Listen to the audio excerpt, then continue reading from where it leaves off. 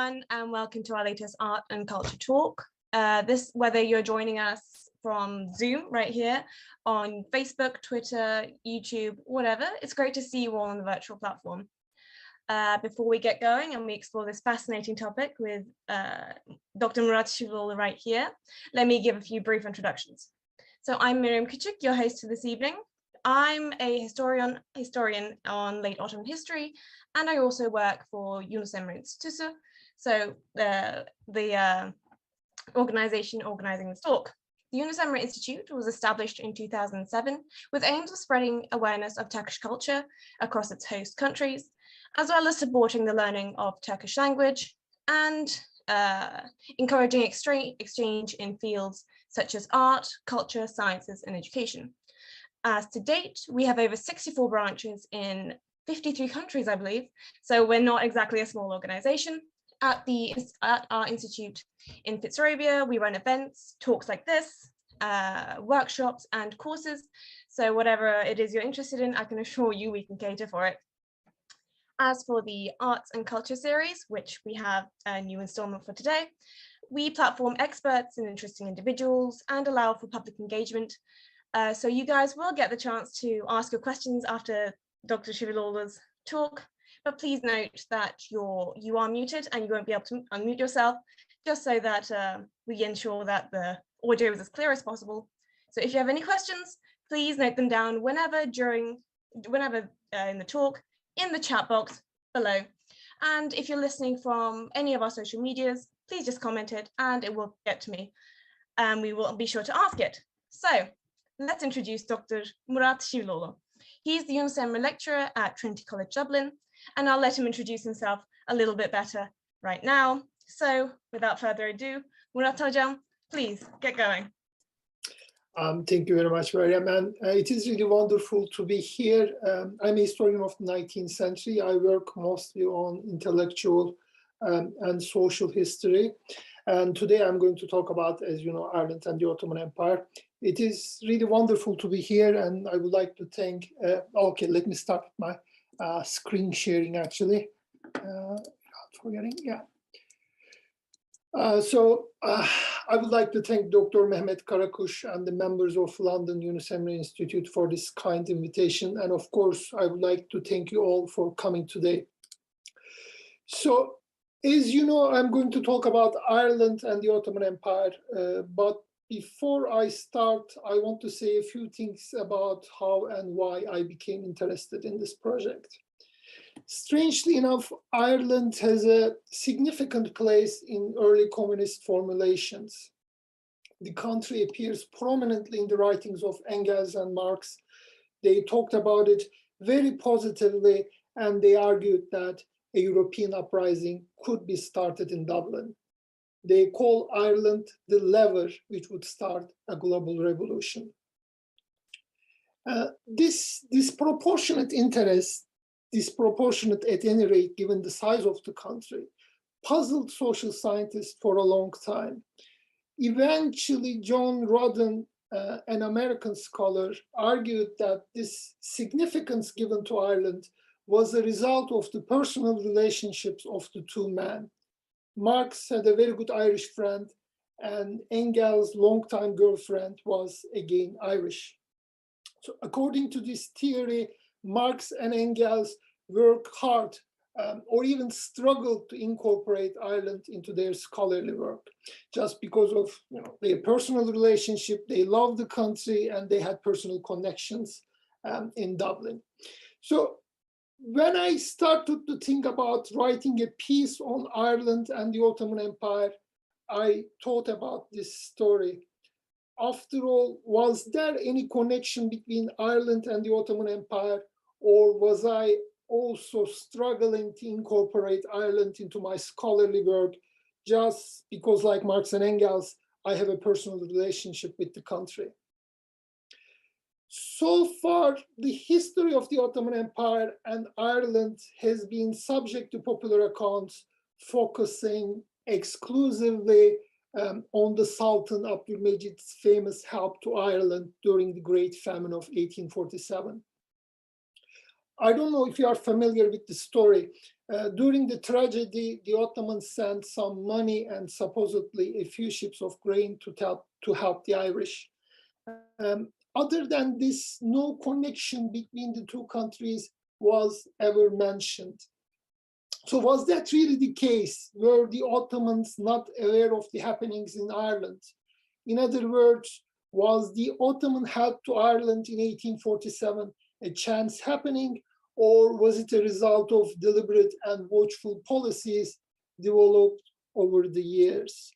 So what you are going to hear today is the outcome of my research. I will try to show how much Ottomans were aware of Ireland as a separate country and how their perception of it evolved through different stages in connection with the empire's own political trajectory. Here, in a nutshell, I propose that not only another history of Ireland and the Ottoman Empire is possible, but also desirable. To do that, first, I will show when the term Ireland first appeared in Ottoman sources. Then I will talk about the increasing Ottoman preoccupation with Europe after the French Revolution. This will be followed by a detailed discussion of the growing Ottoman interest in Ireland. Here, I will argue that the Ottoman help during the Great Famine was, in fact, a calculated decision based on historical knowledge. After talking about various Ottoman networks in the country, I will finish my talk with an evolution of what I call the historical synchronicity, which marked the beginning of modern Turkey and the Irish Free State. First, historical background. Those who are used to hearing about the Ottoman indifference for the outside world would be surprised to learn that the intellectuals of the empire were aware of a country named Ireland from very early on. A late 16th century Ottoman traveler, Aşık Mehmet, wrote about Ireland at length as the last refuge of paganism in Europe. With its repeated references to fire worshipping and wailing, Aşık Mehmet probably meant some sort of Viking settlement rather than Ireland per se. Yet this confusion does not change the fact that the word Irlanda found its way into the Ottoman vocabulary and began to appear, albeit sporadically, in Ottoman sources. Famous Katip Çelebi, the 17th century Ottoman intellectual, is probably the first person to give a detailed description of the island as Hibernia in his translation of Atlas Minor. In a very accurate rendition, Katip Çelebi gave a thorough history of the island from its beginning to the 17th century. He, following the original text, divided the population into two distinct groups: unruly Wild Irish and law-abiding Anglo-Irish. The text is interesting. One can see from his choice of words that Katip, as an Ottoman civil servant, understood and sympathized with the English in their civilizing mission. In parts where he talked about subduing the population, his language became approving and even stronger than the original writing of Atlas Minor. I should remind you that Katip Çelebi participated in the campaigns against Ottoman rebels in central Anatolia in his youth, and this experience had left a profound mark on the man in the following years. The Ottoman literary scene was not inundated with references to Ireland after the translation of Atlas Minor. There were nevertheless occasional mentions which can be traced back to its influence. A late 17th century judge, Uşakizade İbrahim Efendi, who knew Katip well, referred to Ireland in his Chronicle of Ottoman History. Rami Mehmet Pasha, another 17th century figure, had also mentioned Ireland in his famous History of the Peace. These intermittent references, admittedly negligible, can be seen as signs of increasing Ottoman interest in Europe. The Topkapı Palace archives have quite a few communications from this period reporting repeated famines or English cruelty taking place in Ireland. But the Ottomans had to wait until the end of the 18th century to make themselves more familiar with the affairs of Europe. Here, one event is particularly important, and that was, of course, the French Revolution. France was the closest ally that the Ottomans had since the time of Süleyman in the 16th century. It was to France that Istanbul sent her most important missions, and the country played a central role in the history of Ottoman modernization. So when the news of the king's execution after the revolution reached the Topkapı Palace, Selim III, Ottoman Sultan, was traumatized with what happened to his royal brother. When Selim was a prince, he exchanged letters with Louis XVI and asked his advice on various matters. So it is very natural that he felt devastated by this news. But for Ottoman civil servants, it was business as usual. After all, an undesirable monarch could be deposed or killed, as they knew only too well.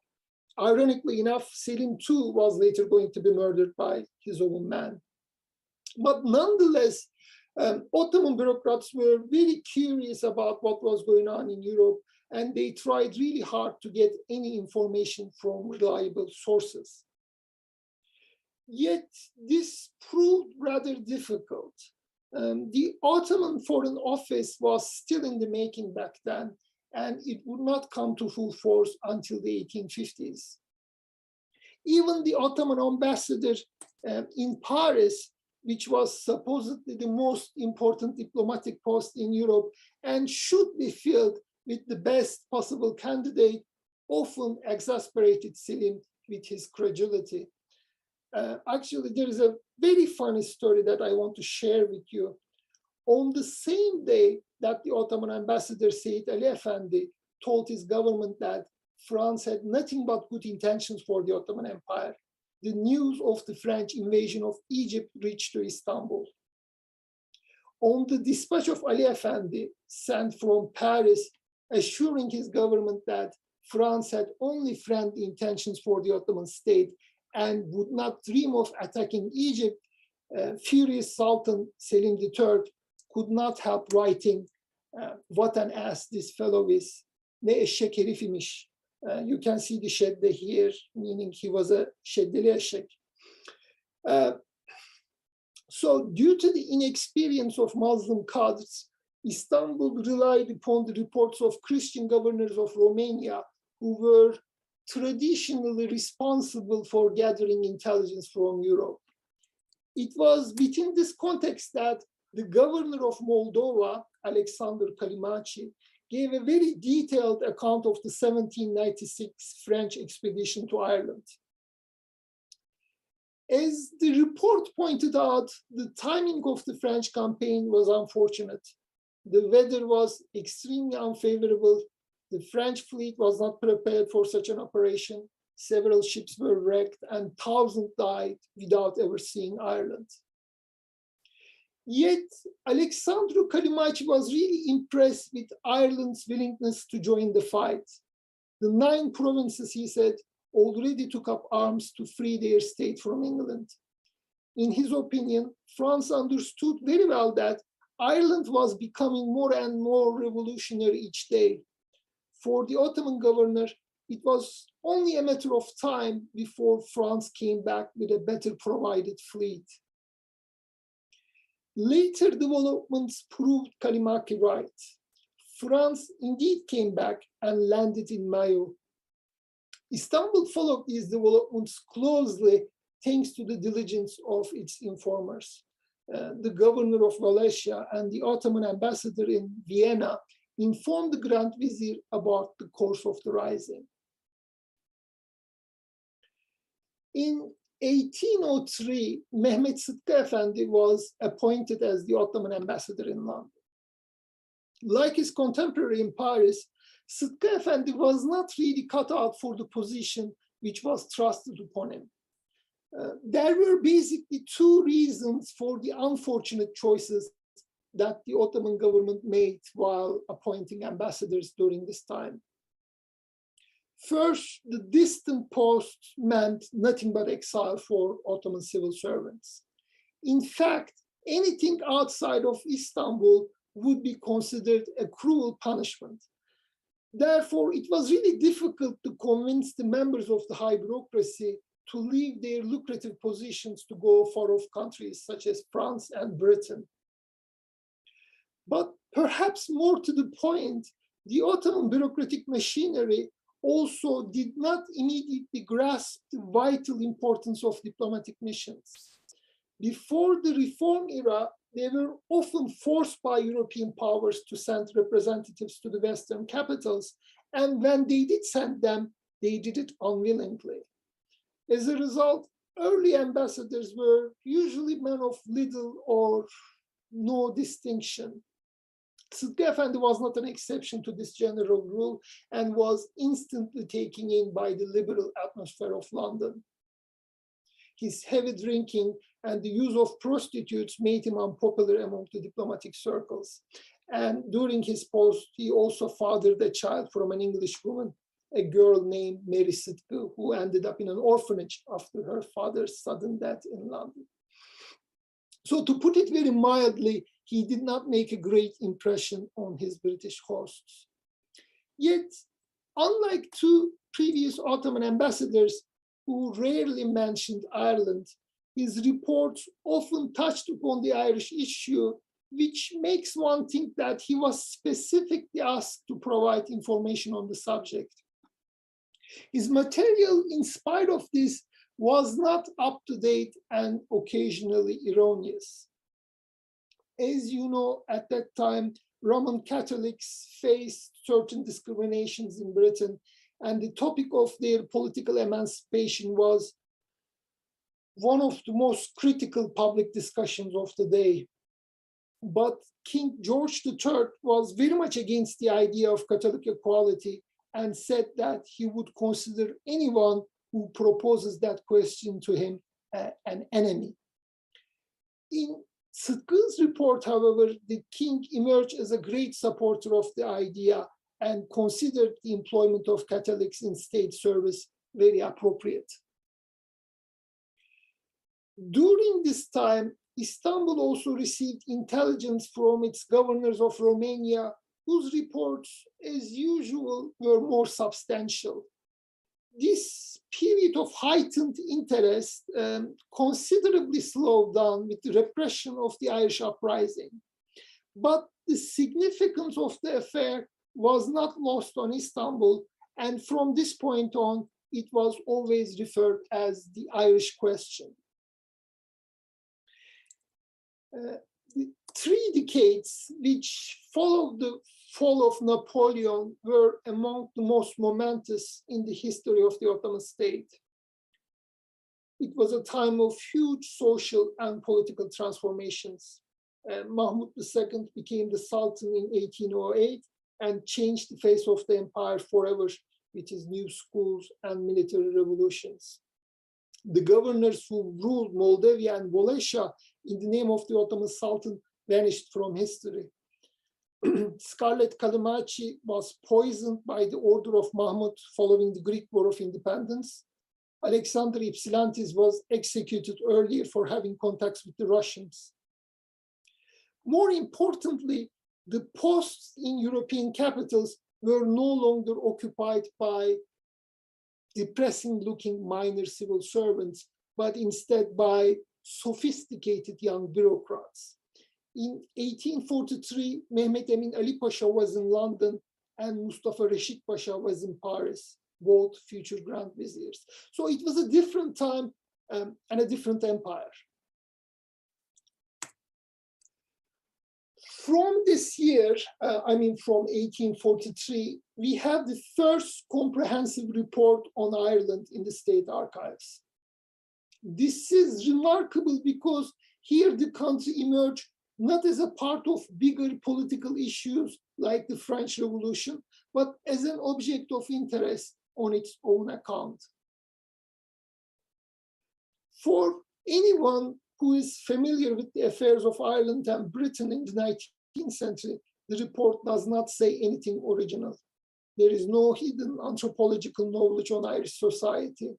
It is very straightforward and at times simple. But it is not without interest.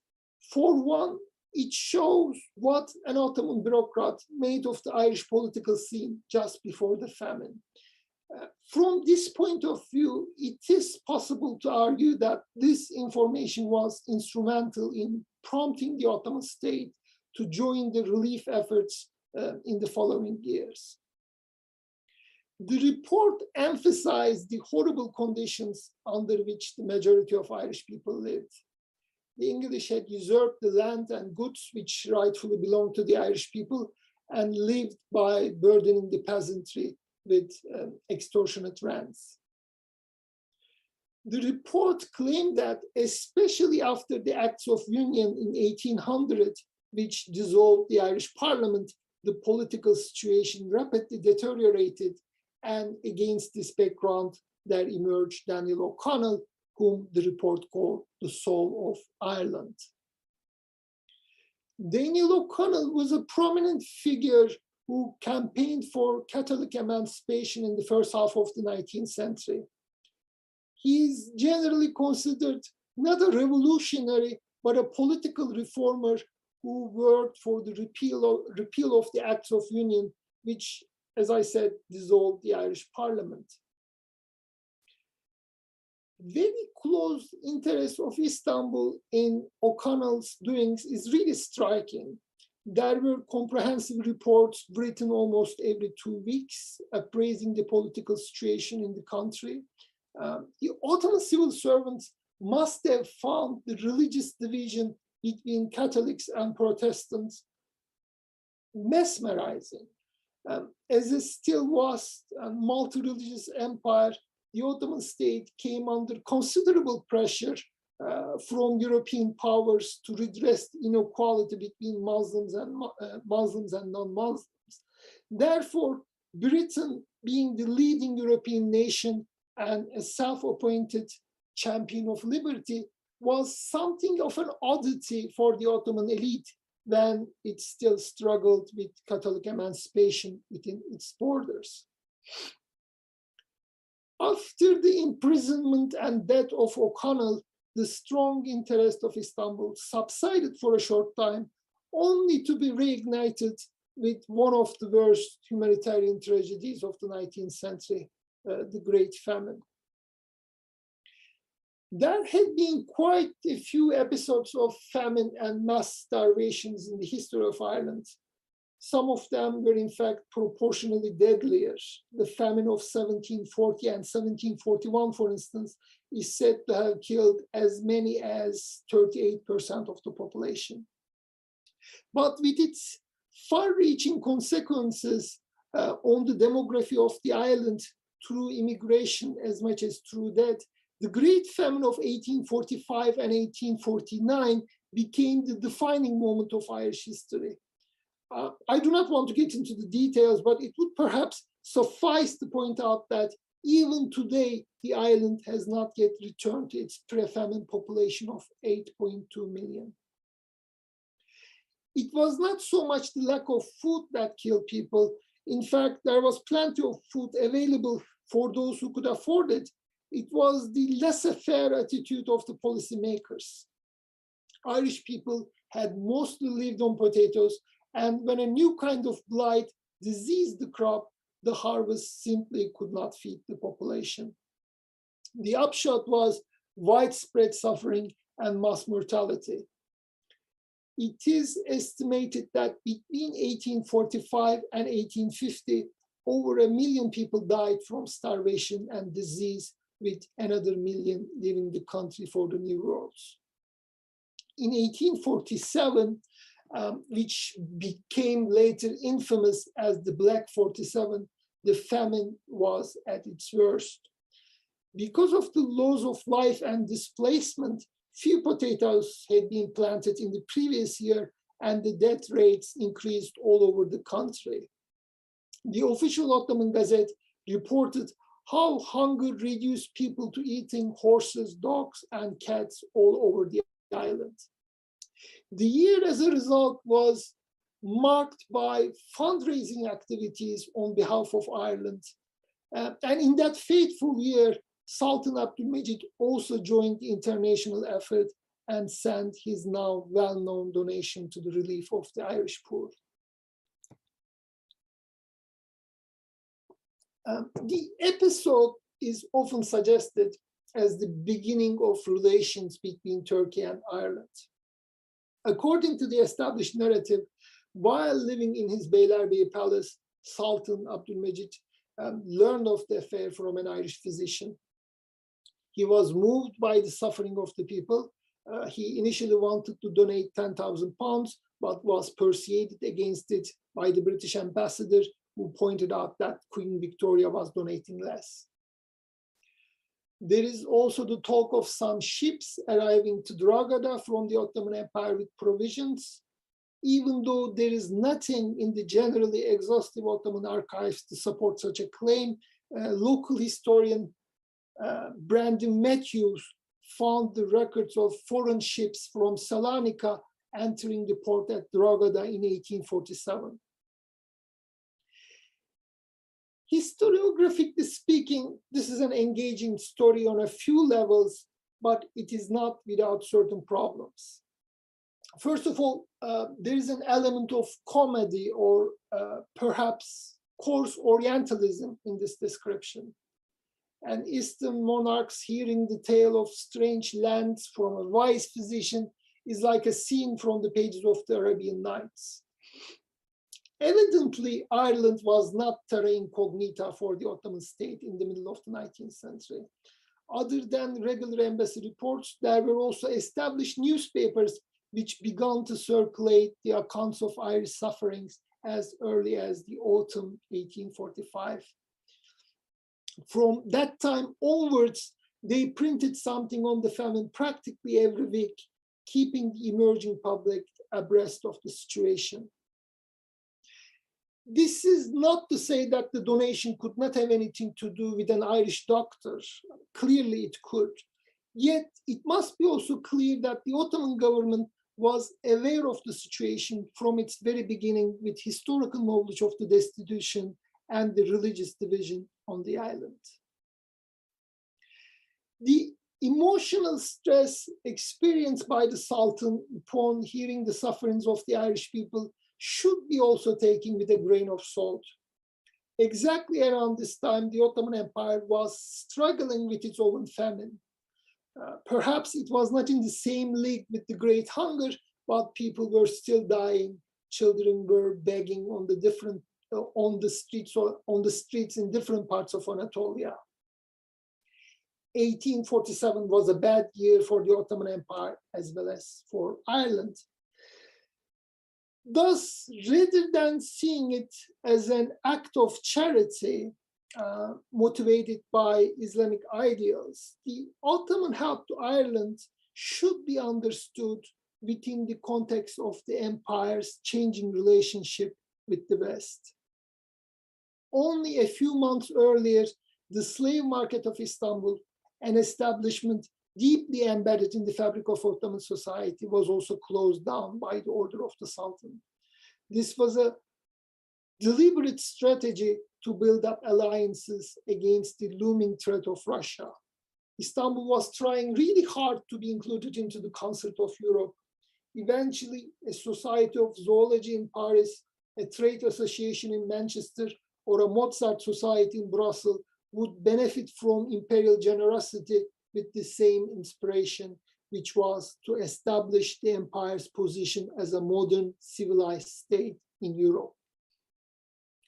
The Ottoman help to Ireland is perhaps a meaningful story today, but it had little importance for the Ottomans, and it was completely forgotten 10 years after the event.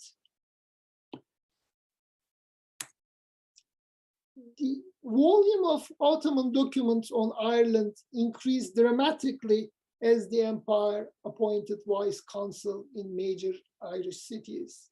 Belfast, Derry, and Limerick consulates were established in January 1850. Cork opened its doors 2 years later in 1852.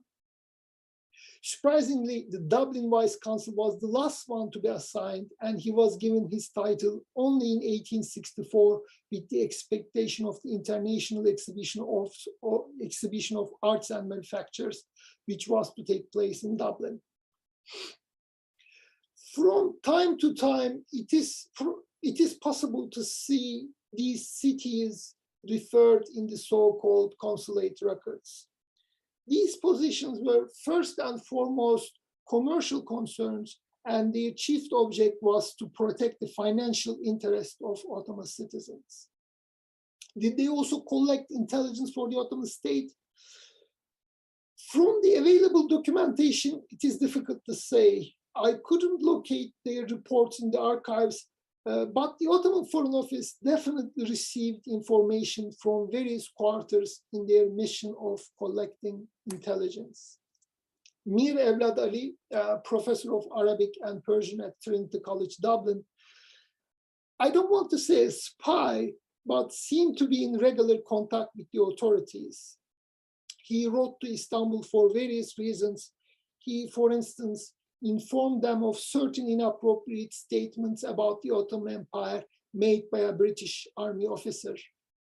There are quite a few documents in the archives pertaining Mir Evlad Ali, and when he died, the Ottoman ambassador in London offered his family to send an imam to Dublin for the funeral services.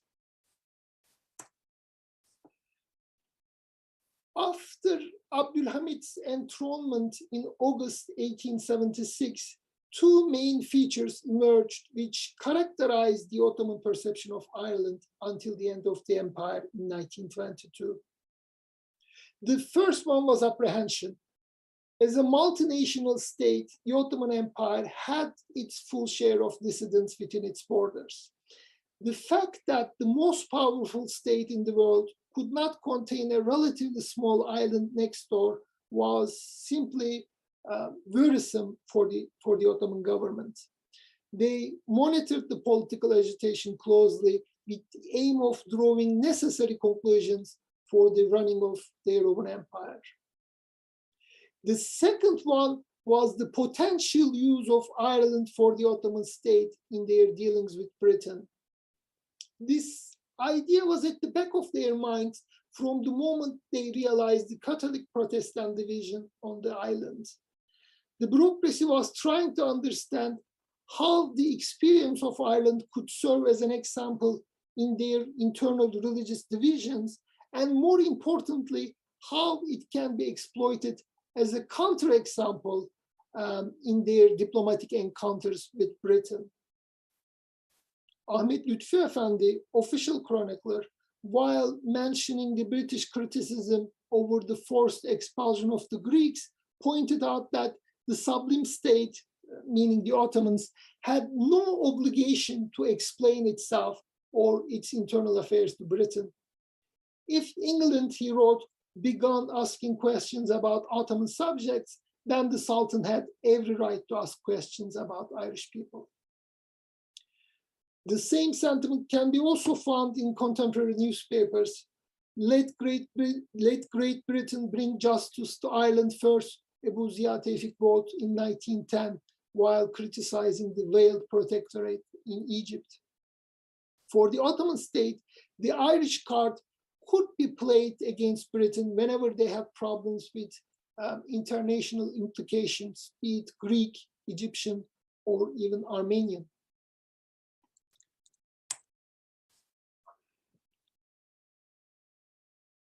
What one might truly regard as the last phase of Ottoman-Irish relations was characterized by historical coincidence.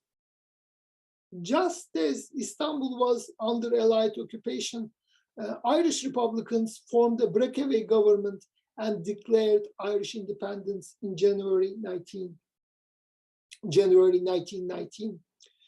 Another breakaway government was going to be formed in Ankara only a year later.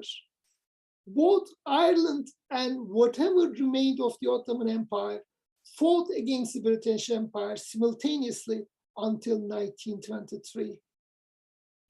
If one can believe to a French Secret Service document, Turkish revolutionaries went so far as to provide financial assistance to their Irish comrades, arguing that they were struggling against the same enemy.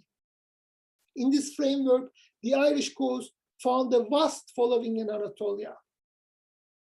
In the words of Ahmet Emin, one of the most prominent journalists of the era, the Turks had to defend the national unity of Ireland. There were hundreds of articles on Ireland and the Irish independence war in various Turkish dailies in the 1920s. The public thought that the victory of Irish Republicans was a good omen for the Ottoman state. To conclude, I'm sorry, it is really hot all of a sudden here. To conclude, the Ottoman elite called their empire Devlet-i Ebed Müddet, meaning eternal state. This political philosophy mixed with wishful thinking perhaps fell short of its promise. But the Ottomans had a good run. They had established their state in one of the most contested geographies in the world. The same family ruled over a large empire for more than 600 years, an achievement rivaled by only a few dynasties in history. One can therefore imagine the sense of devastation that many Ottoman citizens must have felt as their empire crumbled into pieces.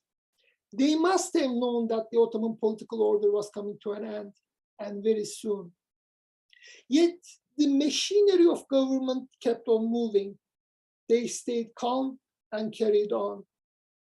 The diplomats in London were following Irish affairs almost religiously to anticipate possible repercussions for their own country.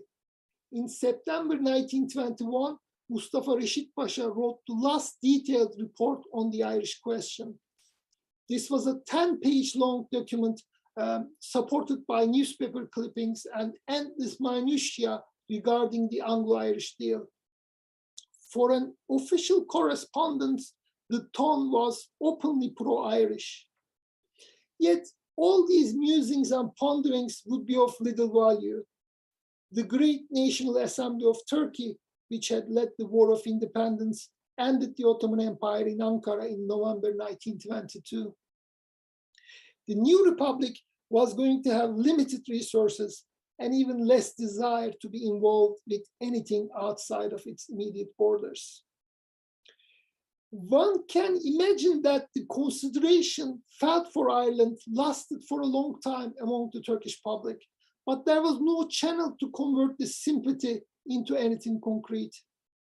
It was a poor state, established on fragile ideological foundations, and had no desire to be an actor in international politics. Two republics went into their separate ways. The Turkish embassy in Ireland was established only in 1973. I can easily picture a smart foreign office administrator in Ankara resurrecting the story of the Ottoman help to Ireland during the famine to establish a common narrative between two countries, a good example of invention of tradition. But I cannot help feeling that the story would have been irrelevant for many in the 1920s. Irish and Turkish citizens had already something in common. They, in a way, became the lever which ended the British Empire. Thank you very much. Thank you. That was fascinating. I mean, especially since I've only ever really looked at Ireland through either a Marxist socialist lens or through a rather more British lens, which I don't think is a particularly effective way to go by. If any of you have any questions at all, now's your chance to ask them. So if, again, repeating, if you are watching via Zoom, please just type it into the chat box. You can either direct them to me or just write them, direct them to everyone, and I will read them out. If you're joining us via any of our social medias, please just comment it and they will reach me. So Dr. Şiviloğlu, I have one question, and it's pulling the history to today, really.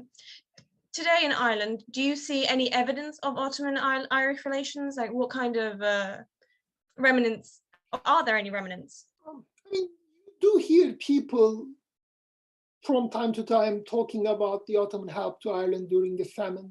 Whenever I take a cab, taxi, it is not unusual to see a taxi driver knowing about the event, and he would talk and saying that, you know, the Ottomans helped us during the famine.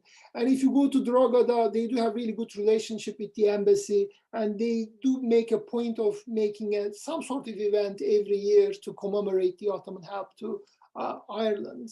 But as I said, I mean, two republics went into their separate ways, and it's kind of, there were definitely very intense and interesting relations between Ireland and Turkey in 1920s. They thought that they were fighting against the same enemy, but eventually, you know, this died and relations stopped. I think it is very significant that Turkey opened its embassy only in 1973. It's very, very late. For the Ottomans, this would have been unthinkable.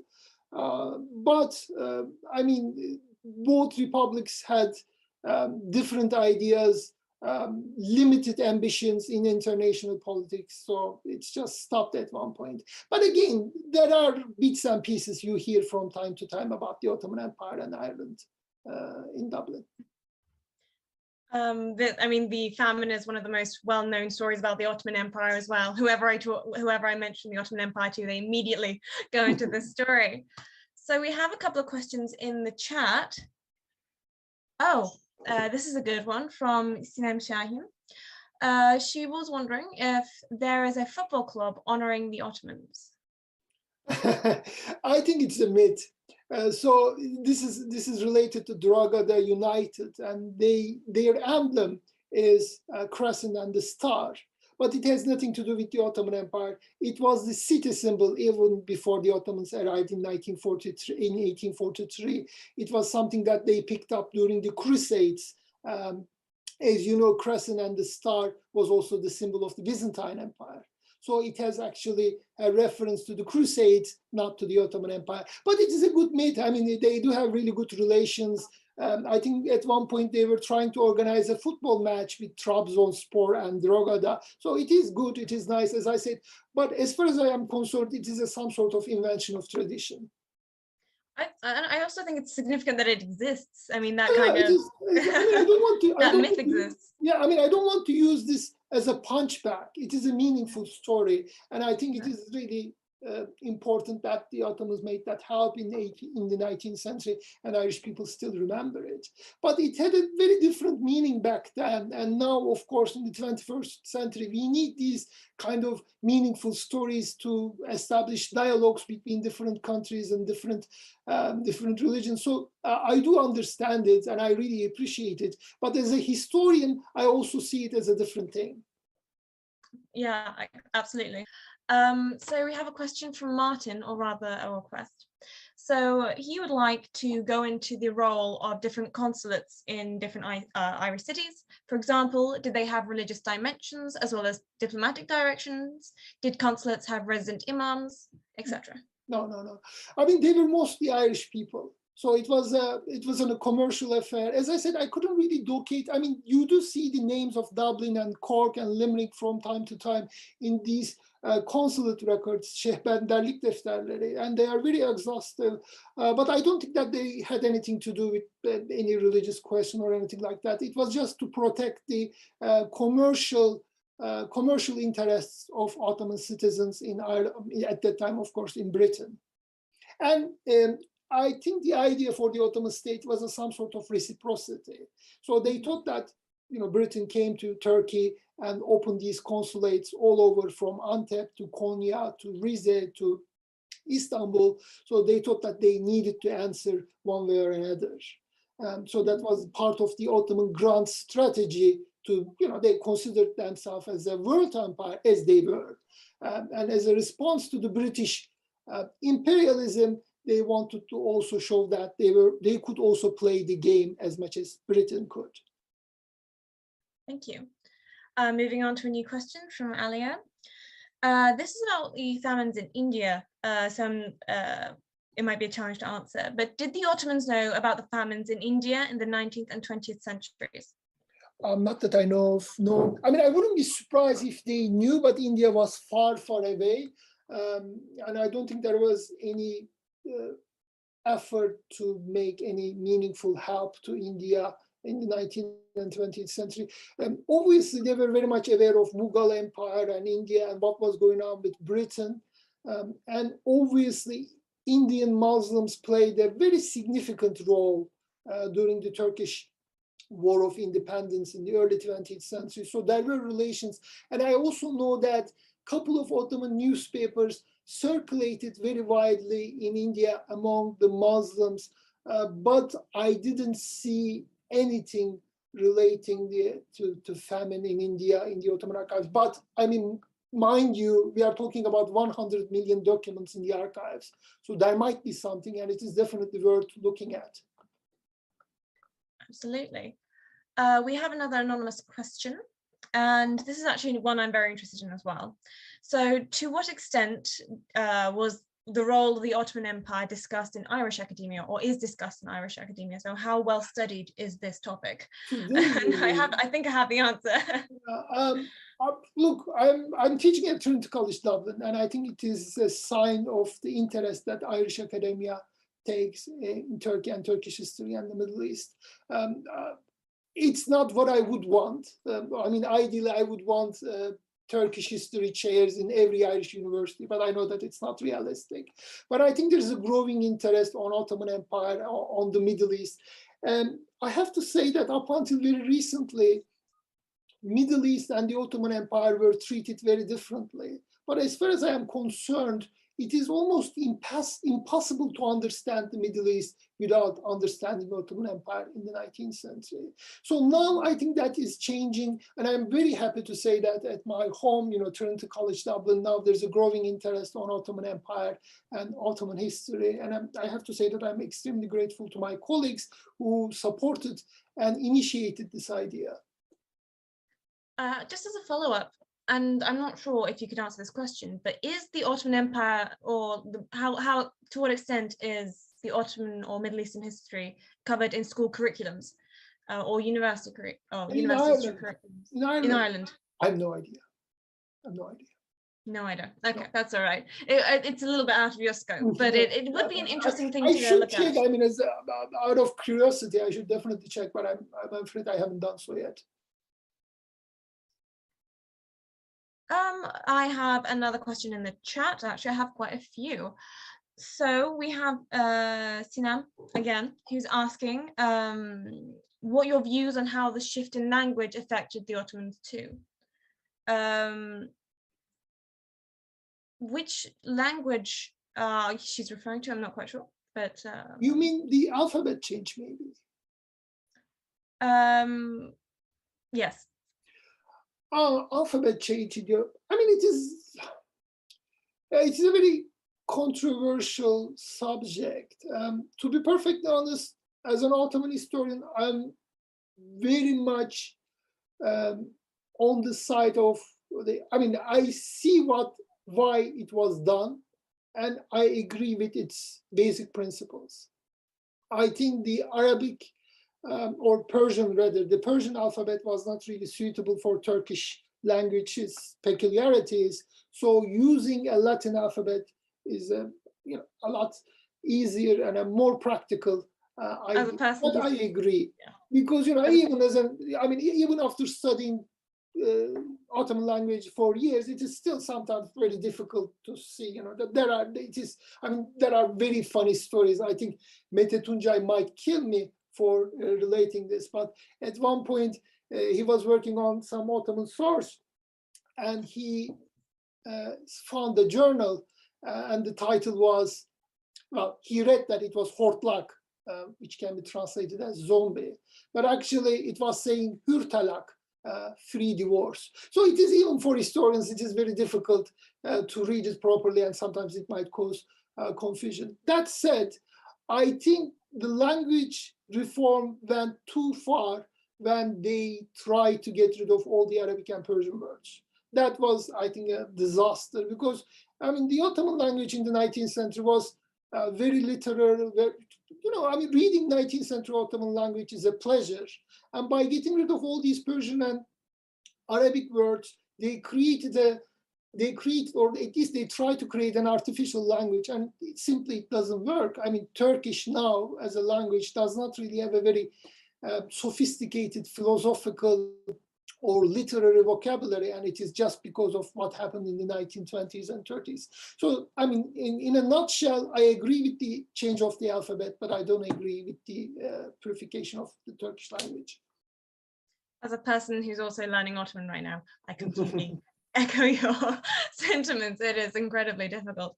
I'm just looking at the Red House Dictionary right now, and ooh, we do not get along. Really tough. A good question from Stephen. So who were the first Ottomans that landed in Ireland, and were they aware of Gaelic, the Irish language? I really don't know who could be the first Ottomans to land in Ireland. There are really funny stories. I mean, actually, I'm working on a project at the moment. There is this guy in 18th century Dublin called Ahmed Murat. He claimed that he was an Ottoman, escaped from Constantinople from political persecution. He emerged in Ireland in 1760, opened the Turkish bath. He became very popular. When you look at the newspapers in the late 18th century, you hear his name, you read his name all the time as Dr. Ahmed. But eventually it was understood that he was actually an Irishman from Kildare named Patrick Joyce. So clearly he wasn't the first Ottoman, but there were people coming and going from time to time, especially in the 19th century. And I haven't seen any sign of the recognition of Gaelic as a separate language, no. Thank you. So from Brioni, we do have, she mentions that she recently published a blog, and she discusses the way both sides of Ireland's civil war used the Lausanne Conference and the treaty to further their respective aims. Do you have any comments on that? Or if you are interested, the blog is actually linked. I will definitely check the blog. Thank you very much. That's very interesting. Very good. Alia has another question. Okay, so this is another one about an Indian MP. So she mentions that the Oxford Union debate stated that Churchill deliberately ordered the conditions for famine in Ireland and Bengal. Are you aware of this? She asks. And Shahi Tharoor, Indian MP, has mentioned this, but she essentially asks, were you aware that Churchill ordered the conditions for the famine? Churchill. I mean, the chronologically speaking, it doesn't really work because the famine happened in 1847.